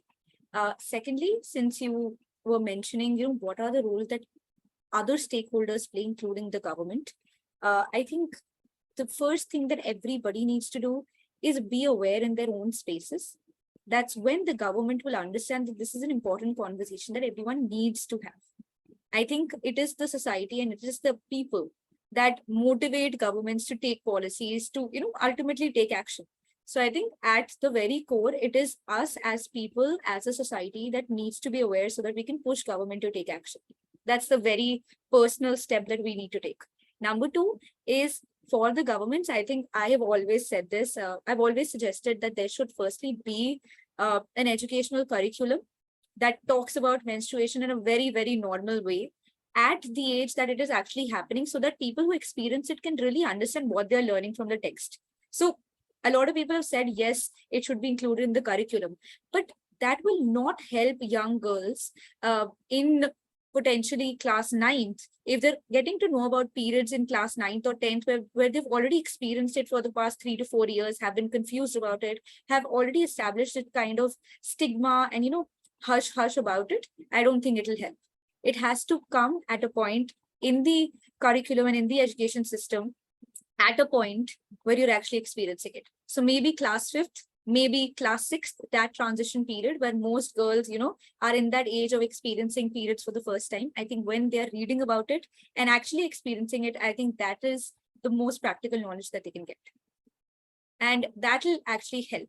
And again, secondly, government has to take a few policies, like I was mentioning, workplace menstrual leaves. I think it's an incredible initiative and it has to be adopted by every corporate, because it will not just support females, but also highlight that, yes, they go through something like this every month and they need to be supported in every way possible.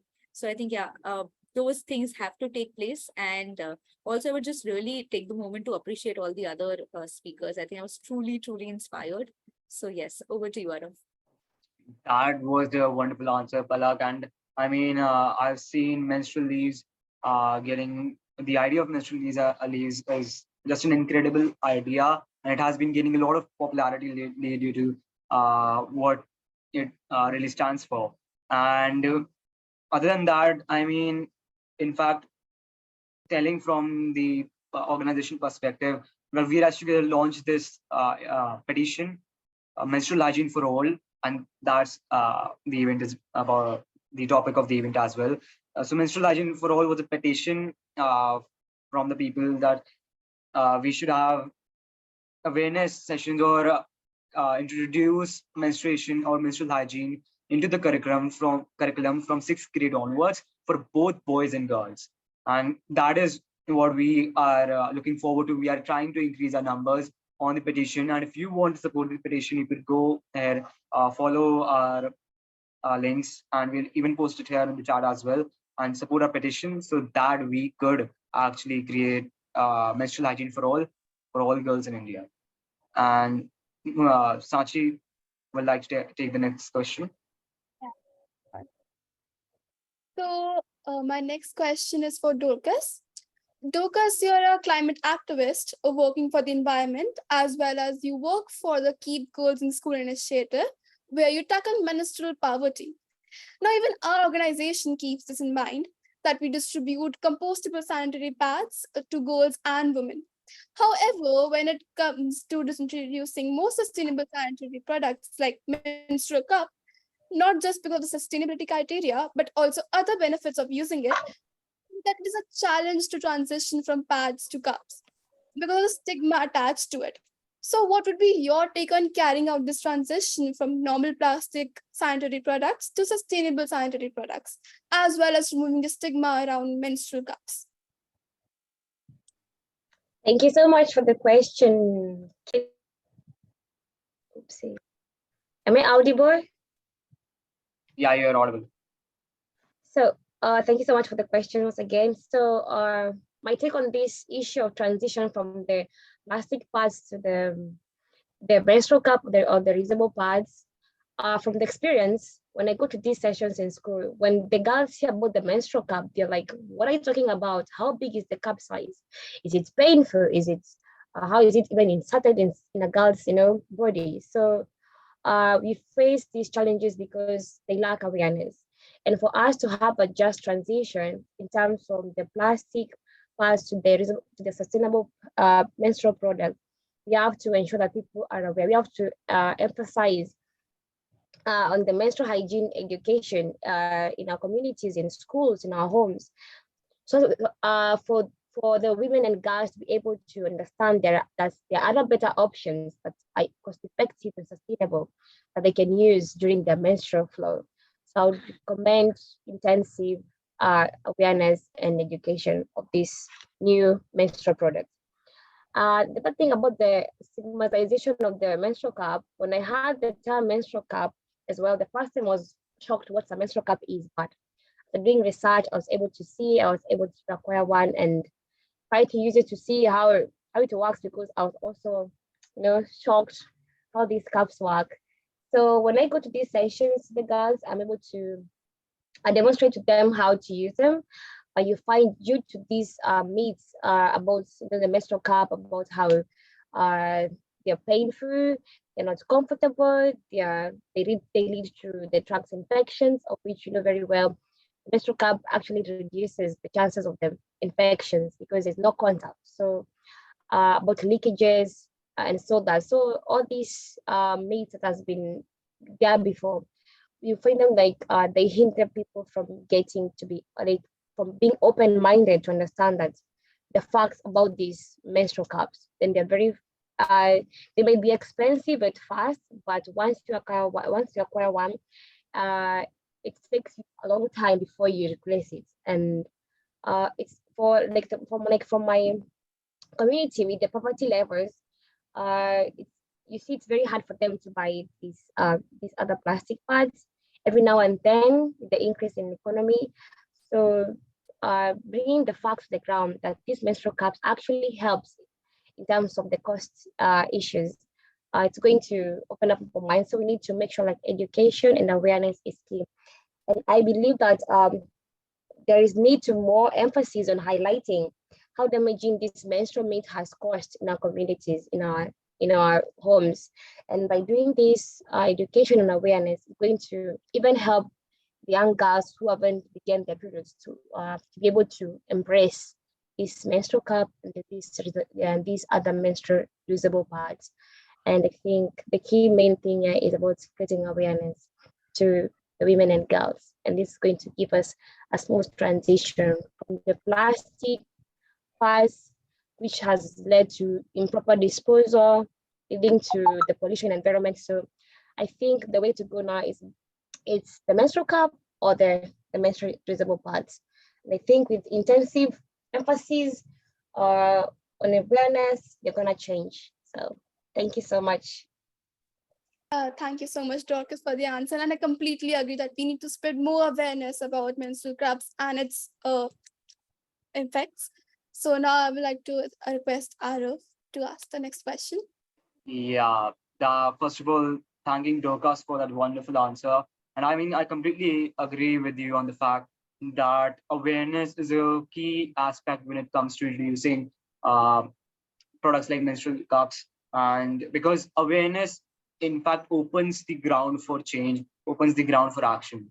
So that is why it is an essential part that we introduce menstrual cups and make them aware about how to use it and what are the other benefits compared to the sanitary pads in terms of cost and in terms of sustainability as well. Because even we at Abhilasha have conducted many sessions with the school staff, junior school staff of the school, and even with the DDs of the school about menstrual cups, and even given them the menstrual cups to try. And this had, and even they were surprised with that such a product even exists in the market, and they were really happy to hear about it. So I guess awareness actually opens the door towards change. Now, moving towards Irfana ma'am.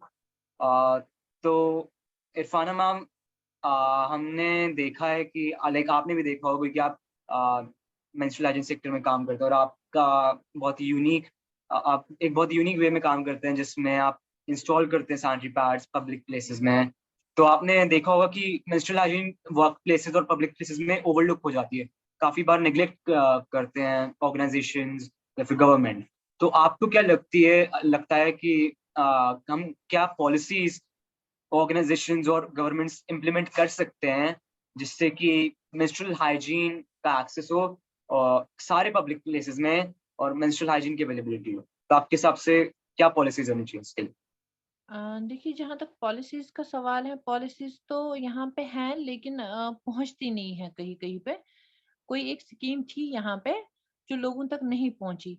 लेकिन अगर policies होनी भी चाहिए, अब अगर दोबारा से कोई पॉलिसी बनेगी, मेरे हिसाब से पहले तो यहाँ पे लेडीज वॉशरूम्स होने चाहिए. मतलब हर एक जगह पे, ज्यादातर कमर्शियल हब्स में तो होते ही हैं क्योंकि वहां पे मॉल्स वगैरह होते हैं. लोकल मतलब सिटी में होनी चाहिए जहाँ पे लोगों के लिए वॉशरूम होना बहुत मुश्किल ही होता है. उनको दूर दूर तक वॉशरूम नहीं होता है घर में, तो उनके लिए अगर वॉशरूम्स होंगे तो वो लेडीज के लिए मुझे लगता है अच्छा रहेगा। और उनमें सैनिटरी नैपकिन्स भी होने चाहिए फ्री ऑफ कॉस्ट। एक पैड तो मतलब लेडी लेगी उस टाइम, मतलब अपने आप को वो सिक्योर कर सकती हैं। और बहुत सारी ऐसी पॉलिसीज होनी चाहिए, लाइक हर महीने में स्कूल्स में एक एक पैड एक लड़की को देने चाहिए। और मुझे लगता है इस पे एक सब्जेक्ट भी होना चाहिए हर एक स्कूल में, हर एक मदरसे में, जो भी यहाँ पे लोकल जो होते हैं वहाँ पे ये चीजें होनी चाहिए।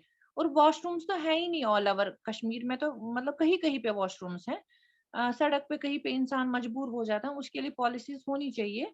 स्वच्छ भारत मिशन तो ऑलरेडी है, लेकिन वो उनको मिलता है जिनको ऑलरेडी वॉशरूम्स होते हैं। उन पे सर्वे होने चाहिए इस तरीके से कि मतलब गरीबों को मिले, जिनको है नहीं वॉशरूम, जिनको नीड है इस चीज की।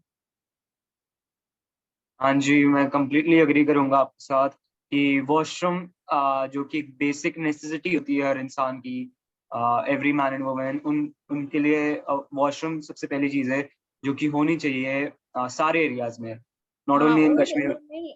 मेरे ख्याल से मतलब जितने भी यहाँ पे टूरिस्ट स्पॉट्स हैं वहाँ पे वॉशरूम्स तो हैं, लेकिन वहाँ पे डिस्पेंसरीज नहीं होते हैं। लाइक डिस्पेंसरी एक, उसमें पैड्स होनी चाहिए, पैंटीज होनी चाहिए और हैंड वॉशेस भी होने चाहिए, क्योंकि कभी कभार पानी भी चला जाता है तो वेट विशूज वगैरह होनी चाहिए।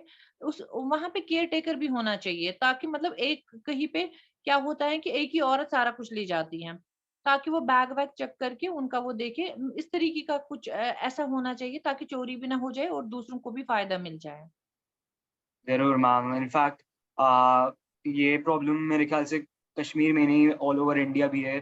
क्योंकि अभी कुछ रीसेंट रिपोर्ट्स में मैंने भी देखा था कि सिनेमा हॉल्स में या फिर इवन इन मेट्रो स्टेशन जहाँ पर हजारों लोग आते जाते हैं दिल्ली में, इवन वहाँ पर भी sanitary pads and basic hygiene necessities नहीं प्रेजेंट होती हैं।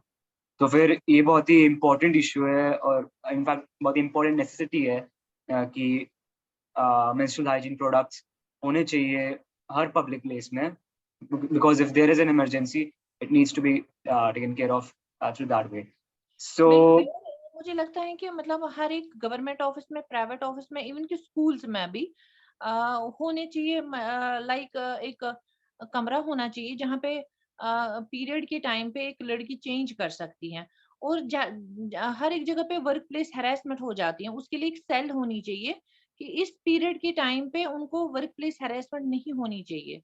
मतलब हर एक ऑफिस में एक सेल होनी चाहिए, लेडीज सेल, जहाँ पे वो खुद को प्रोटेक्ट कर पाए। अग्रीड मैम, आपका आइडियाज और व्यूज सुन के आई एम श्योर कि काफी काम है इस फील्ड में बचा, जो कि गवर्नमेंट और सिटीजन्स दोनों को साथ में एक्शन लेकर ओवरकम करना चाहिए। And moving on, I would like to thank our dear speakers for the amazing panel discussion, and I'm sure you all, the audience, must have thoroughly enjoyed and pondered over the viewpoints of Palakh, of Irfana ma'am, and of Dorcas. And it was such a bliss listening to your journeys and listening to your viewpoints, because that's what we all were thinking, what our team was thinking when we were starting with Hope. Because we do not only want the audience to learn about your journeys, to listen to your journeys, but we also want them to listen to your perspective about this field, menstrual hygiene for all, and how can we build the path towards it. So now I would like to request Meghna and Anusha to carry forward with the event. Yeah. Thank you to Arav, Sachi, and our dear speakers for such an enlightening panel discussion. I'm sure that all of us received such great messages, and like all of us are feeling pretty inspired after this session, after this discussion. Okay, so now it's time for the final Q&A session. Let's hear your thoughts and ideas. So please raise your hand, and then we'll enable your control so that you can ask your question. Your engagement and enthusiasm are truly appreciated. We hope that this event has ignited a sense of responsibility Anusha, and determination to support menstrual hygiene for all. Anusha, yeah. So let's wait for the hands to be raised and then we'll continue. So is there any one of you who wants to ask a question to any of the speakers? Please raise your hand if you have, and we'll invite you to. Yeah.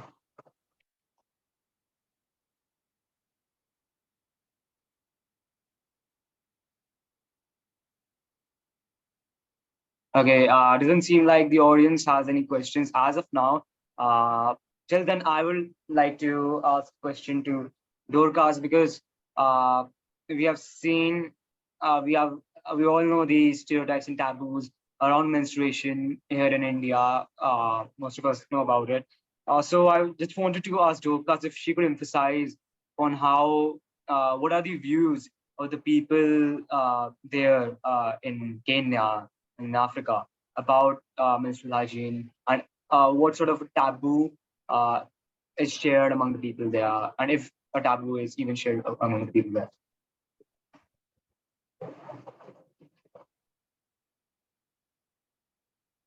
Dorcas, can you hear me?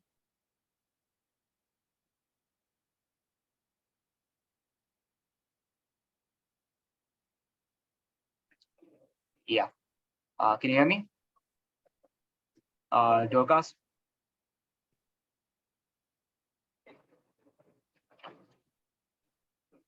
Dorcas, can you hear me?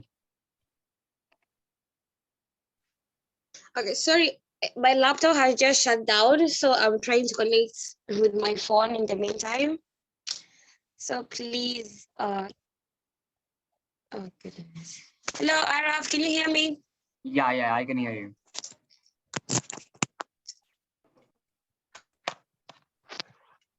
I can hear you. Sorry, my laptop has just shut down, so I'm trying to use my phone. Okay, not a so would problem. you mind like repeating the question you have asked or something? Yes, sure. So I was asking that, like we all right here, most of the audience knows about the taboo around menstruation here in India. How most of the people, or many people, view menstruation still as a taboo, as a topic of stigma, not something to be talked about among people. So, would you emphasize on how there are people in Africa and in your country, Kenya, view menstrual hygiene, and what sort of stigma or taboo is present among the people there?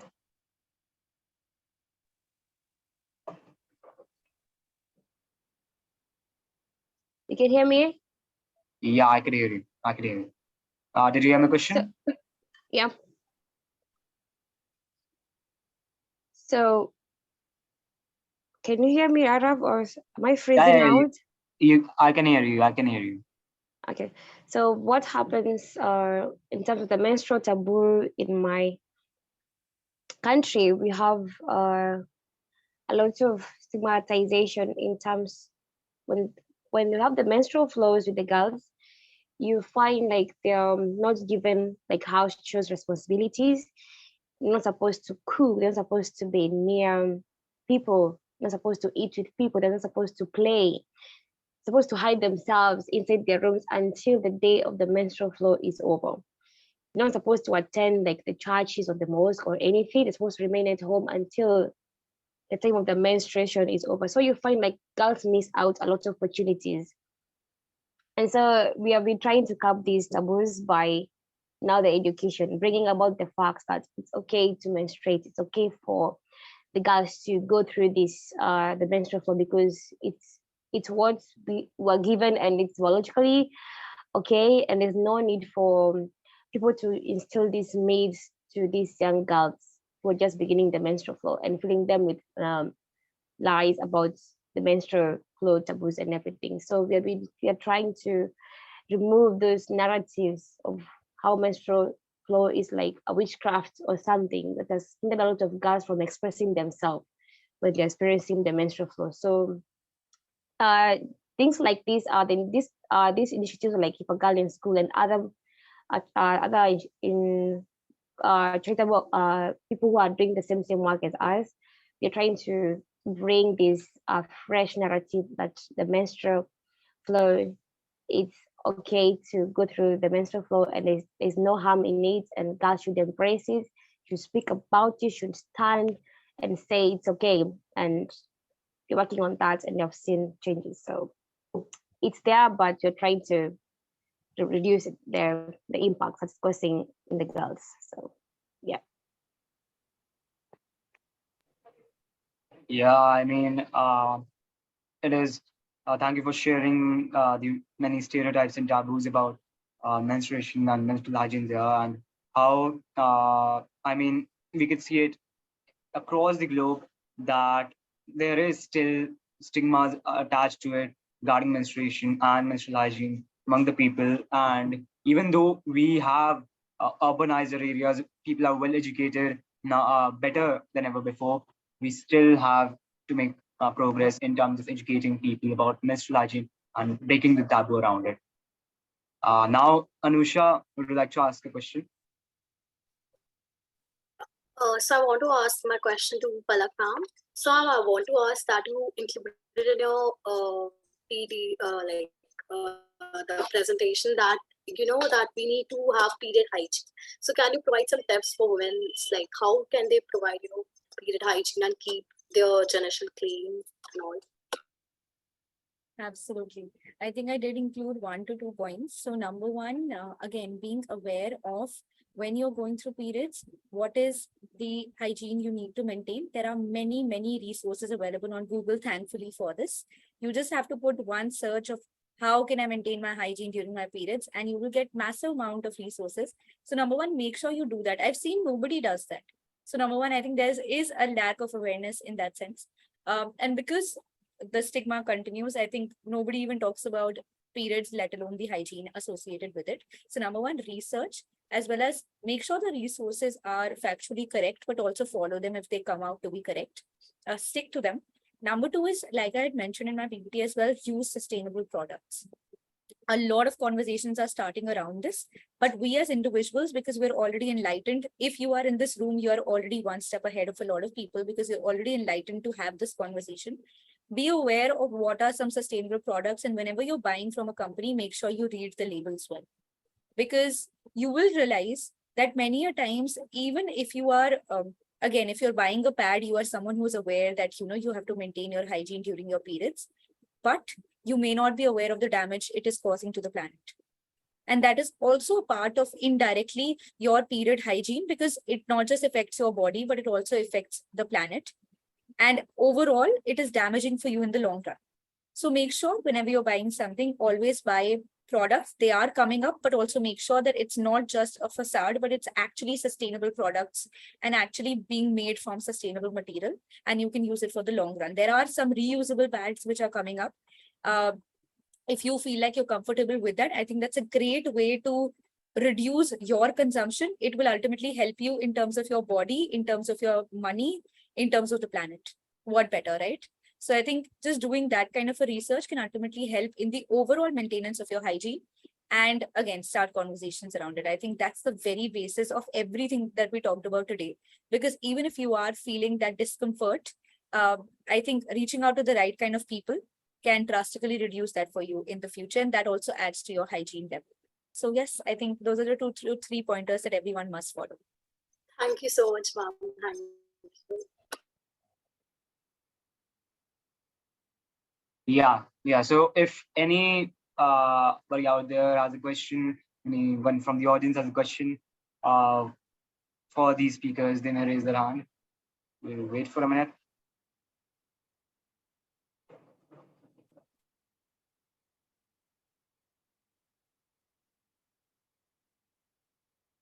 I guess not. The audience already seems to be very inspired by speakers, and I guess we could end the question answer round here and move on to the next part of the video. Okay.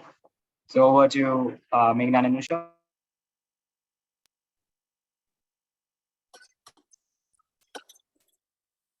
Your engagement and enthusiasm are truly appreciated. We hope that the event has bring out a sense of responsibility and determination for you all to support menstrual hygiene for all women.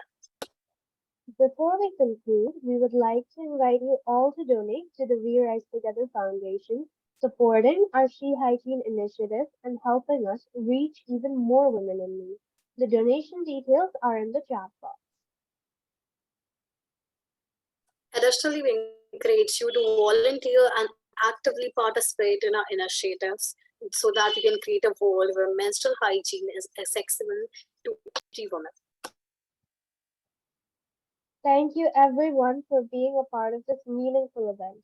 Your dedication to empowering women gives us hope and strengthens our collective efforts. Remember, we rise together.